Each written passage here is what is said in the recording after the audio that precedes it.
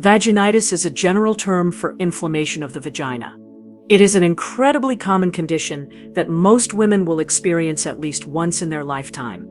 The term itself can sound unsettling, but it is important to understand that vaginitis is not a single disease. Rather, it is an umbrella term that covers several different conditions with different causes and treatments. It is usually characterized by symptoms like unusual discharge, itching, or irritation. Having vaginitis does not mean you are unclean, and it is not always related to sexual activity. The vagina has a complex ecosystem, like a garden, that requires a delicate balance to thrive. Understanding the different types of vaginitis, what disrupts this balance, and how to restore it is a fundamental part of advocating for your own reproductive health and finding relief from what can be a very uncomfortable and disruptive condition. The most common types of vaginitis. The vagina has a complex and delicate ecosystem known as the vaginal microbiome, which is naturally dominated by beneficial bacteria, primarily of the lactobacillus species. These good bacteria produce lactic acid, which helps maintain a healthy, acidic environment that keeps harmful organisms in check. Vaginitis occurs when this delicate balance is disrupted. Bacterial vaginosis, or BV. This is the most common cause of vaginal symptoms in women of reproductive age. BV is not a true infection with a single culprit, but rather a significant imbalance in the vaginal microbiome. It occurs when there is an overgrowth of several species of anaerobic bacteria, like Gardnerella vaginalis, and a corresponding decrease in the protective lactobacillus bacteria. These overgrown bacteria can form a biofilm, a slimy layer that adheres to the vaginal wall and can make BV resistant to treatment and prone to recurrence. This shift also causes the vaginal pH to become less acidic, further disrupting the environment. Vulvovaginal candidiasis, or yeast infection. This is the second most common type. It is caused by an overgrowth of a fungus, usually Candida albicans, which is a type of yeast that normally lives in the vagina in small, harmless numbers. When the vaginal environment changes in a way that favors the yeast, it can multiply excessively and cause symptoms. Infections can be uncomplicated, meaning mild and infrequent, or complicated. Complicated infections include recurrent infections, defined as 4 or more in a year, severe symptoms, or infections caused by less common species, like Candida glabrata, which may not respond to standard treatment. Trichomoniasis. This is a sexually transmitted infection, or STI, caused by a single-celled parasite called Trichomonas vaginalis. It is transmitted through sexual contact. Because it is an STI, both you and your partner must be treated to prevent reinfection. A male partner can be a carrier without having any symptoms, making partner notification and treatment absolutely essential. During an exam, a doctor might see tiny red spots on the cervix,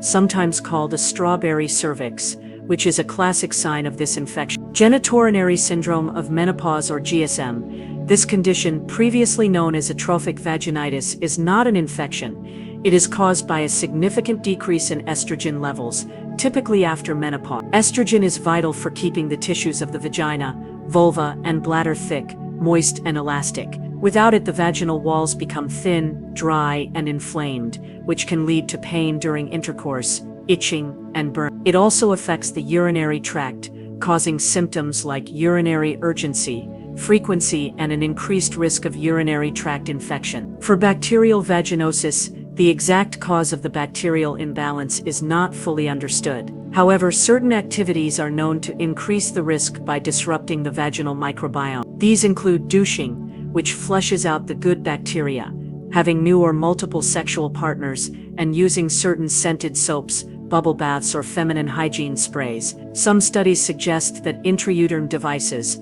or IUDs, may also increase the risk for some women. For yeast infections, an overgrowth of Candida is often triggered by factors that alter the vaginal environment. Taking broad-spectrum antibiotics is a common cause. Other triggers include hormonal changes from pregnancy or oral contraceptives, having uncontrolled diabetes with high blood sugar levels, having a weakened immune system, and wearing tight-fitting, non-breathable clothing that traps heat and moisture. For trichomoniasis, the cause is direct transmission of the parasite during sexual activity. The only risk factor is unprotected sex with an infected partner. For GSM, The cause is a lack of estrogen associated with natural menopause, surgical removal of the ovaries, or certain medical treatments. The clinical journey of vaginitis. If left untreated, the symptoms of BV and yeast infections can sometimes resolve, but they often persist or recur. Untreated BV and trichomoniasis have been linked to an increased risk of contracting other STIs,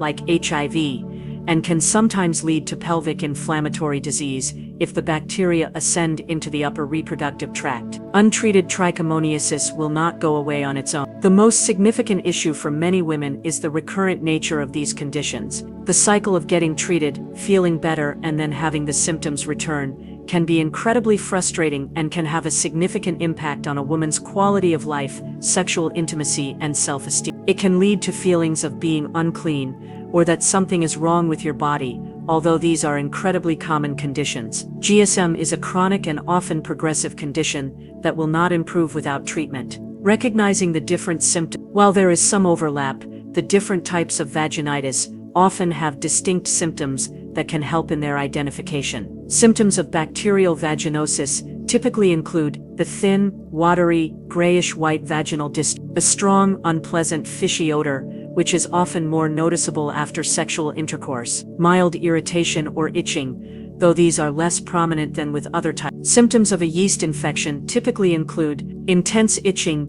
burning, and irritation of the vagina and vulva. The thick, white, clumpy, odorless vaginal discharge, often described as having the consistency of cottage cheese. Redness and swelling of the vulva, sometimes with small cuts or fissures from scratching. Pain or a burning sensation during urination or intercourse. Symptoms of trichomoniasis can include the frothy, yellow-green or grayish vaginal discharge, a strong, musty or unpleasant odor, significant itching, irritation, and soreness of the vagina and vulva, discomfort or pain during urination and intercourse. It is also very common for up to 50% of women with trichomoniasis to have no symptoms at all. Getting professional help.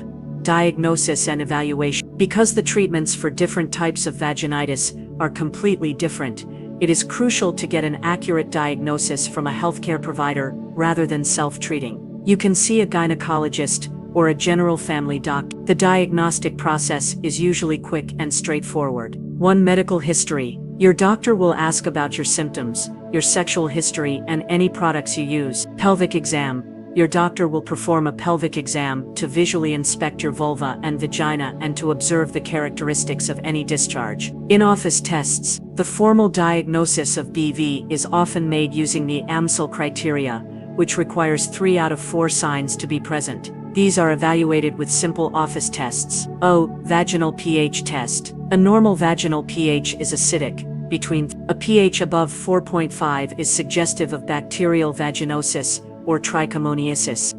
Whiff test. A drop of potassium hydroxide is added to a sample of discharge. A strong fishy odor is a positive test and a classic sign of microscopy. A sample of the vaginal discharge is mixed with saline and examined under a microscope. This is called a wet mouth. The doctor looks for clue cells for BV, which are vaginal cells covered in bacteria, the budding yeast and hyphae of a yeast infection, or the swimming parasites of trichomoniasis. Treatment and management of vaginitis. For bacterial vaginosis, the treatment is antibiotics, like metronidazole or clindamycin, taken as oral pills or used as a vaginal gel. For recurrent BV, your doctor might recommend a longer initial course or suppressive therapy with a vaginal gel used a few times a week for several months. For yeast infections, the treatment is antifungal medication. For uncomplicated infections, a single dose of oral fluconazole or a short course of an over-the-counter vaginal cream is usually effective. For recurrent infections, a longer course of treatment,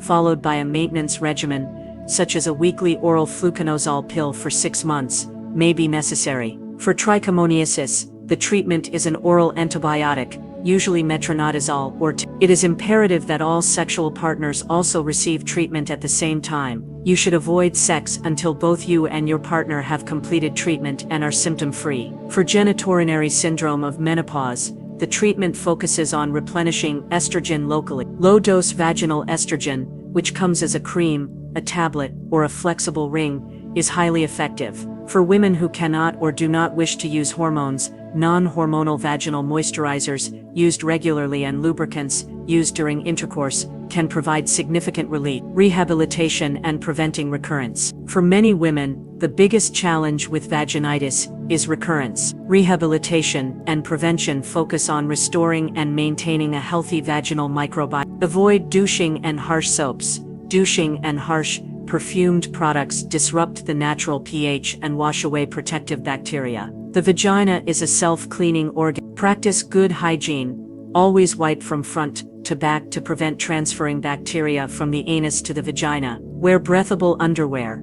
Cotton underwear is more breathable than synthetic fabrics and can help prevent the buildup of heat and moisture. Consider diet and probiotics. While research is ongoing, some women with recurrent yeast infections find that reducing their intake of sugar can be helpful. Probiotics containing lactobacillus strains, either taken orally or used vaginally, may help prevent the recurrence of BV and yeast infections by reinforcing the population of good bacteria. Practice safe sex. Using condoms can help reduce the risk of disrupting your vaginal flora and is essential for preventing trichomoniasis and other STIs. The field of vaginal health is an area of active and exciting research, with a major focus on the vaginal microbiome. Scientists are using advanced genetic sequencing to better understand the complex community of bacteria in the vagina and how it relates to health and disease. This research could lead to new and more effective treatments, such as targeted probiotics, prebiotics, or even vaginal microbiome transplants,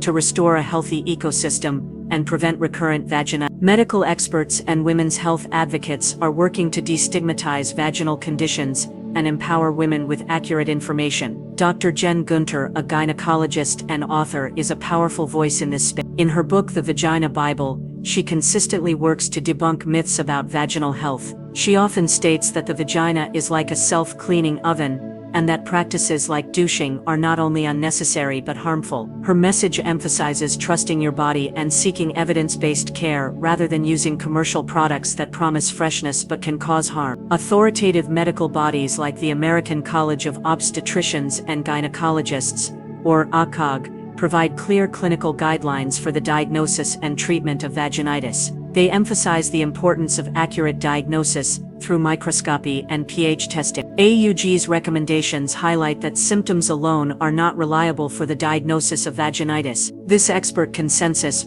pushes back against the common practice of women self-treating with over-the-counter yeast infection medication when they may actually have BV, which requires a completely different treatment. The collective message from the medical and scientific community is one of careful diagnosis and respect for the body's natural ecosystem. Vaginitis is a common issue, but it is not one you simply have to live with. By understanding the cause of your symptoms, getting an accurate diagnosis, and adopting healthy habits that support your vaginal microbiome, you can effectively manage vaginitis and prevent its frustrating recurrence.